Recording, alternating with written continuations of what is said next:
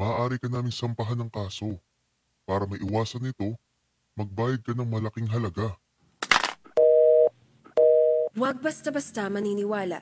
Idulog ito sa National Telecommunications Commission o NTC para hindi ka ma-scam. Paalala ng NTC, iba yung pag-iingat mula sa ganitong uri ng modus. Isa itong uri ng scam at hindi ito lehitimo. Sakaling makatanggap ng ganitong mga tawag, ipagbigay alam agad sa NTC upang mabigyan ng karampatang aksyon. Maaari ding pumunta sa kanilang complaint link online sa www.ntc.gov.ph. O di kaya ay mag-email sa contratextscam@ntc.gov.ph o sa consumer@ntc.gov.ph.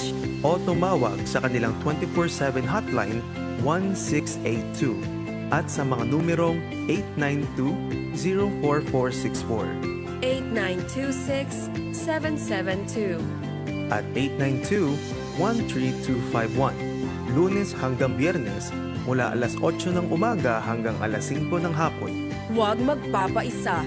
Maging matalino.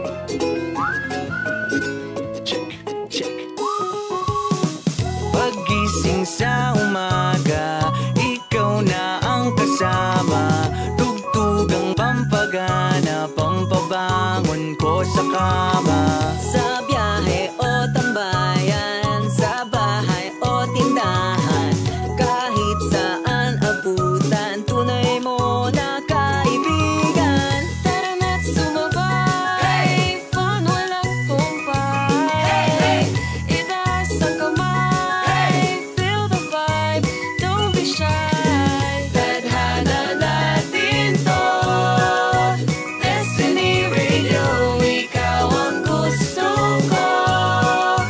Destiny Radio. Malabo na maubos ang ating pag-uusapan, mananakit ang tiyan mo sa ating mga tawanan. Pagka naman balita, radyo mo maaasahan. Radyo na ang bungad ay magandang kapalaran. Mula Lunes hanggang Linggo, Destiny Radio ang kasama ko. Ang bawat araw na bubuo, pag Destiny Radio ang kasama ko. Tara na't sumabay, fun walang humpay, hey, hey! Itaas ang kamay, feel the vibe, don't be shy. Tadhana natin to, Destiny Radio, ikaw ang gusto ko. Destiny Radio, tadhana natin to, Destiny Radio, ikaw ang gusto ko. Destiny Radio. 96.7 Destiny Radio. Saya lang! Oy, Kuya Carl! Kuya Carl! Kuya Carl!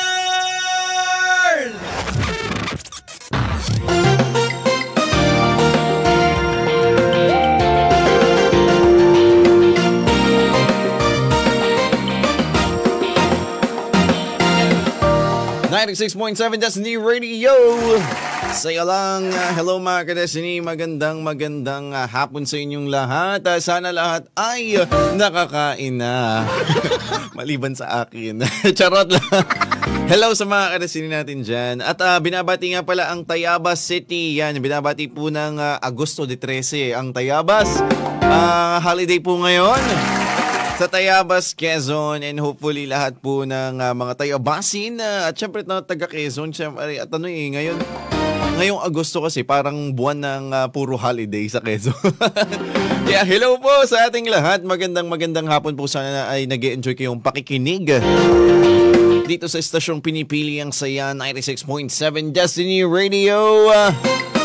At ngayon mga ka-Destiny, yan, welcome sa ating programang Confessions with Kuya Carl. Meron na naman tayong isang happy lang siguro. Hindi ko pa pupunta tayo dito, kumbaga bubuksan natin tong kwentong ito ng bulag.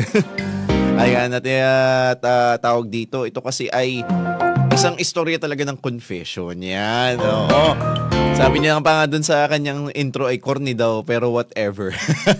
Kaya naman sa mga nakikinig po sa atin dyan, kung kayo man Hello, yo-yo, na 1879. Magandang hapon sa iyo. Ang cute naman ng iyong profile pic. At Ma'am Flores Sarmiento, hello po. Magandang hapon. Ano yun? Ano yung ginawa ko? Magandang tanghali sa inyo, hapon sa inyong lahat. Sana ay nakapagkape na kayo. Para gising na ang inyong mga moments ngayon. At 'di ba baka kasi inaantok na kayo dahil oras de peligro na. Yan, pero yung sa mga taga-Tayabas yung pag-holiday kasi hindi hinaantok. Yan, kaya hello Arira Florido. Yan, maraming salamat sa iyong laging pakikinig. Yay! Ayan na nga, hi mahal daw sabi ni Ma'am Flores Sarmiento. Sino kayo ang tinatawag na mahal ni Ma'am Flores Sarmiento? Sana all! At ito na nga, baka makarelate ito sa inyong mga kinikilig dyan. Mga hayop kayo. Ayan, meron tayong kwento ngayon na pakikinggan natin. Siguro huwag natin bigyan ng kasi very malungkot yung ating theme song yung ating ginagamit na pang confessions. Ito baguhin natin, gawin natin light lang ang ating usapan. Dito lang yan sa isang confession na naman entitled na fall ako. Ay, tingnan natin kung ano nga ba, baka mali ako. Nahulog ako sa friend ko. Ayan, dito lang yan sa Confessions with Kuya Carl.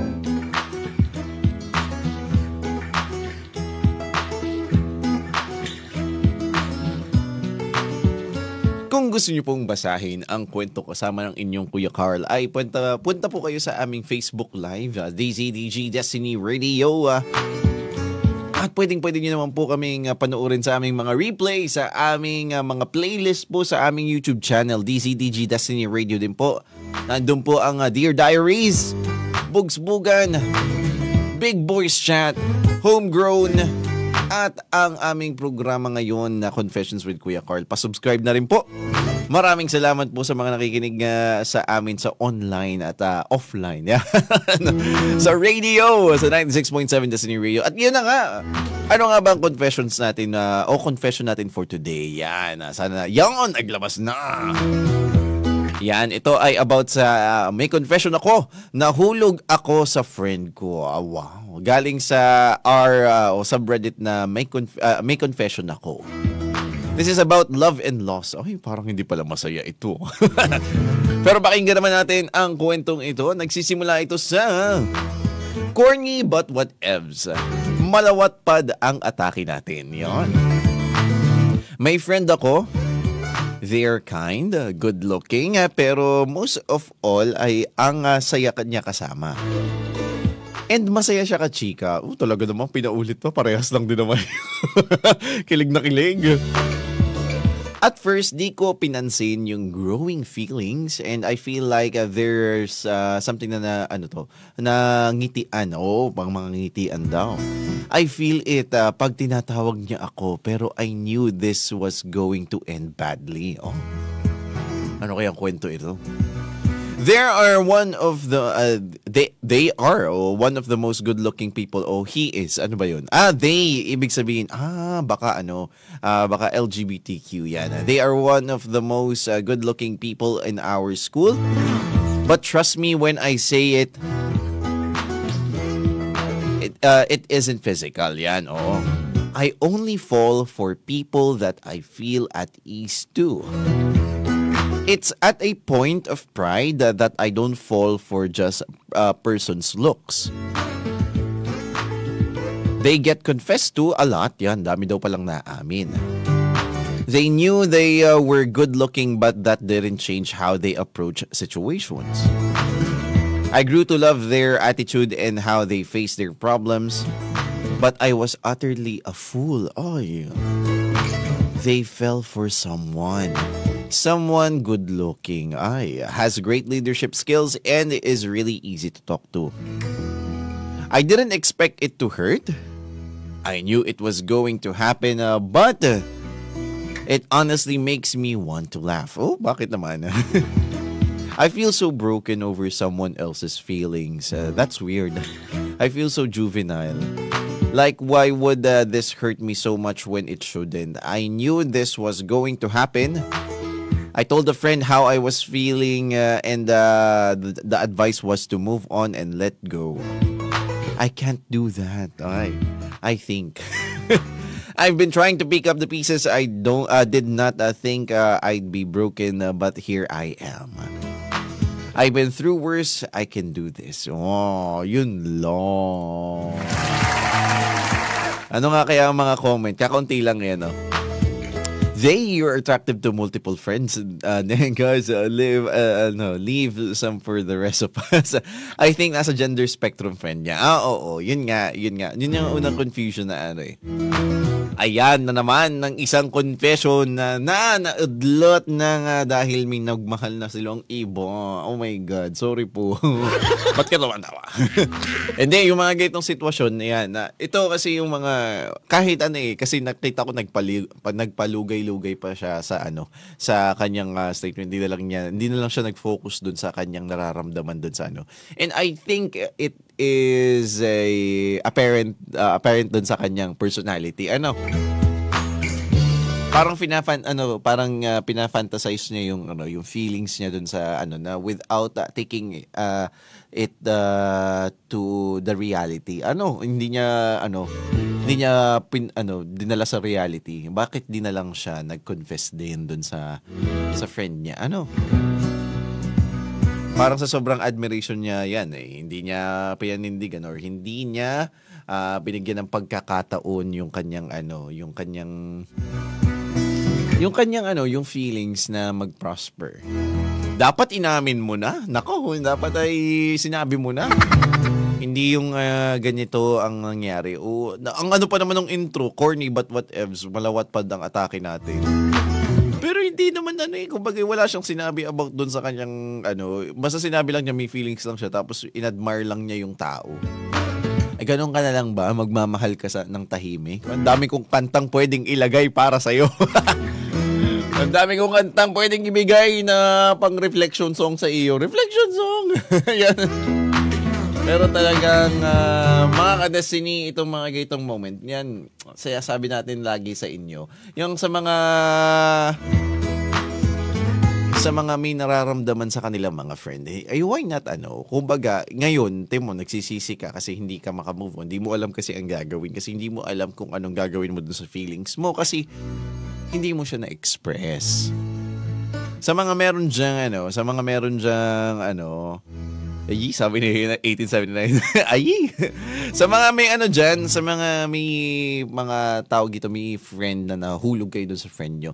Pero partly din sa akin na may pag-justify pa siya sa sarili niya na hindi daw siya nagfo-fall doon sa looks, but doon sa kanilang sa kanyang pagiging comfortable doon sa taong yun. Which is a good thing, actually. If you have feelings for someone that you feel comfortable with, that is actually a good sign that you can be a good partner for that person, or that partner can be a good partner for you. Why? Because the comfort that you feel is already nandyan na kaagad yung comfortableness na nararamdaman mo dun sa tao na hindi mo na kailangang hanapin pa within the relationship. Sayang lang ka, Destiny. Sayang lang kasi why not sana inamin mo na. Feeling ko tuloy nagkulang tayo. Parang hanap pa tayo ng isa pa. Dalawa tayo today, yan. May isa pa dito. Yan. Oh my God. Ito. Sige, punta tayo dito ng bulag. Magbasa tayo ng mga confession na Meron kasi ako nabasa kanina and talagang nakakatakot siyang So, 2 confessions tayo for today. Since parang I'm very light lang naman yung nakaraan. Basta dun sa unang nag-share na yon, sana ay that inamin mo na. O kahit aminin mo na ngayon, sabihin mo lang sa kanya casually. Malay mo, di ba? Yan. Pero ngayon naman, basahin naman natin tong isa pa. Yan may confession ako. Tama ba tong ginagawa ko? Yan. Confused AF, yan.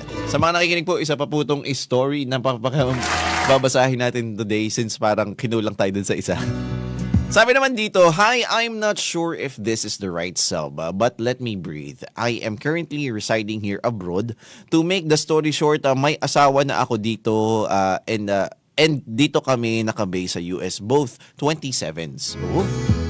Yung family niya dito lang meron kami. Okay, but out of all the people, sila pa yung usual na Pinoy dito na ayaw nila umangat. Ayaw nila umangat ka. Aba, toxic Filipino behavior. Crab mentality. So 2 years na mahigit na ata kami hindi okay ng buong family niya, especially cousins niya, which is so weird kasi when I move here sa state na ito, sila yung unang friends and family ko dito. Nag-wedding lang kami sa Pinas and everything changes na. Ini-invite namin sila years advance pa, preparations pa lang, sabi ng distant relative naman nila is baka ini-expect na mapapahiya kami na hindi matutuloy. Ngayon, out of nowhere, tumawag bigla yung isa, humihingi ng tulong to see if they can stay sa bahay namin. Since wala silang malapitan and ako naman since ang may baby na siya ang kakapanganak, palang naaawa ako talaga. Okay. Pero I feel bad lang na inabandon nila kuya nila, which is my husband. Uy, nabigla na lang kayo naging ghost na hindi nyo sabihin kung may ginawa na ba? May nagawa na ba kami or what? Like, ang tatanda na natin, bakit nyo sasabihin sa amin, di ba? Ako na natatakot na ilang taon ko pinoprotektahan ng peace namin, tapos ayaw na naman na sila. Ano ba to? I am willing to help us always, pero sorry, wala kaming narinig. Pinagbibigyan na lang muna namin kasi need talaga ng help. Tama ba itong ginawa ko or ginawa namin or nag-o-open naman kami ng doors para masaktan? Ang tagal ko na nag-move on sa kanila. Nagkaroon pa ako ng depression and all. We've been to hell and sa life but we've never bothered them. Ni birthday greeting di nila mabigay sa amin. I am giving my peace away again. Oy. Sabi naman nag-comment, for me, OP, kung gusto mong tulungan mo lang. Pero kung halimbawa hindi na-appreciate yung mga nagagawa mo o nyo for them, I don't think they deserve any help. Even if they are relatives, you have your own stuff to attend to more than other people considering they can manage it as if they know what to do. Yan. Ayan, yung mga itong sitwasyon naman ay yung mababasa natin, ito ay parang naging independent na sila, parang they worked to have their peace and right now they are contemplating tumulong kasi gawa ng parang ang hirap naman kasi parang kinalimutan sila. Then ngayon naman sila yung humihingi ng tulong, which is ganun ang family. Sa totoo lang. Kasi sa totoo lang wala nga tayong ibang lalapitan kundi family, but we have to understand that having a family, being their family doesn't mean na involved kayo lahat lagi in terms of their life. And siguro reciprocation lang yung hinahanap nila nung una kasi parang hindi sila tinulungan dati, hindi sila pinansin dati. Tapos ngayon sila yung lalapit-lapit. Parang ganun ba? Which is naintindihan ko si OP kung talagang hindi niya tutulungan yung family. Nga lang talaga walang malapitan so tinulungan niya. So out of goodwill, maganda naman yun. Siguro nahirapan lang siguro itong pinsan nila. Dahil wala talagang ibang malapitan. Feeling ko hindi rin naman nila sila yung unang choice. Nga lang wala talagang choice. Kaya ganon. Ang hirap pag family about sa ganyan. Kasi ngayong generation na to, napapansin natin na ang mga tao, ang dali nang mag-cut off ng family. Because nagiging aware na tayo sa toxic behaviors ng family members natin. And opo, totoo po yan. Halos lahat ng family may toxic na ka-family member. And you have to accept that. But sometimes we have to help in times like this. And tama yung ginawa ni OP. Pero not all the time. Meron kasing mga kamag-anak tayong tinitake tayo for granted. Yung tipong hingi ng hingi sa inyong tulong tapos hindi naman sila nakakapag-reciprocate. Pag sila na yung kailangan ng tulong, hindi man lang matulungan. And some cases ay talagang pwede naman yun eh. Some cases naman talaga merong talagang family na hindi nga makapagbigay ng tulong. Pero dapat makapag ano ka man lang ba, makapag maging part ka nung ano, ma-involve ka dun sa family enough to be their moral support, yung mga ganun man lang. Hindi naman kailangan malaking bagay. Kaya nagka-cut off tayo ngayon ng ano, mga family members kasi nga gawa nga ng ano, toxic behaviors nila. And that's fine actually. May sarili kayong pamilya, may sarili kayong problema, dapat sa inyo lang yun. Sometimes nagiging complicated pa nga ang mga family life natin gawa ng mga ganyan eh. Kaya talagang it's okay yan. DJ Carl, sabi naman dito sa ating mga comments, DJ Carl, pwede pa pa-request ng song na Wag Mo Nang Itanong by Eraserheads. Yan, oo. Yan ang nakalagay kanina actually dito. Wag Mo Nang Itanong. Wag Mo Nang Itanong. Kantahin ko na lang kaya. Wag na. Nasaan na ba yun? Wag Mo Nang, ano ba yun? Wag mo... Yan, Eraserheads. Yan, by Eraserheads. Wag mo nang itanong by Eraserheads. Maraming salamat po. And sabi nito, pa-request naman po ng Keep On Loving You by Renz Verano. Wow, sabi ni Nine no. Keep On Loving You. Keep On Loving You. On Loving You. Yon, oo. Yan. Okay, so lalagyan natin yung mga kantang yan. At syempre maraming salamat po. Yan, nakikita nyo na wala akong kasama dito. Nakikita nyo na sa mga kadestiny po natin dyan, sa mga nakikinig po sa atin dyan. Maraming salamat po. Dalawang storya po yung nating iba sana yung plano kong patugtugin after nung confession. Kaso medyo nauntian lang ako dun sa confession niya. Pero right now, syempre play natin to sa Zeno Radio at sa 96.7 Destiny Radio. Kung gusto nyo pong makinig yung mga request yung kanta, ay nako, makinig na po kayo sa amin sa online Zeno Radio, sa aming website na 96.7 Destiny Radio. Search nyo lang po. Yan. And also sa radio na mismo. 96.7 po ang aming frequency. Abot na abot yan all throughout Quezon and sa tawag dito sa Laguna, southern parts of Batangas and Cavite. Yan, makikinig nyo kami dyan sa halos almost area ng Calabarzon. Yan. Sa Mindoro din. Oo, makikinig nyo kami. Southern part of Luzon, nakikinig din po kami. Kaya kung gusto nyo makinig yung mga request nyo, talagang dial nyo na yung tuning, yung frequency namin. 96.7 Destiny Radio. Sa Zeno Radio naman, ay pwede nyong i-check ang 96.7 Destiny Radio. At dito naman, sana sa mga nakikinig sa atin ngayon sa Facebook at sa mga makikinig ng replay sa YouTube, pa-subscribe naman po at pa-follow po ng aming mga social media platforms. Pero sa ngayon, talaga namang iwan muna namin kayo ng kantang request si Ma'am Flores Sarmiento by Eraserheads, and this is Wag Mo Nang Itanong. Dito lang yan sa 96.7 Destiny Radio. Sa'yo lang. Bye-bye.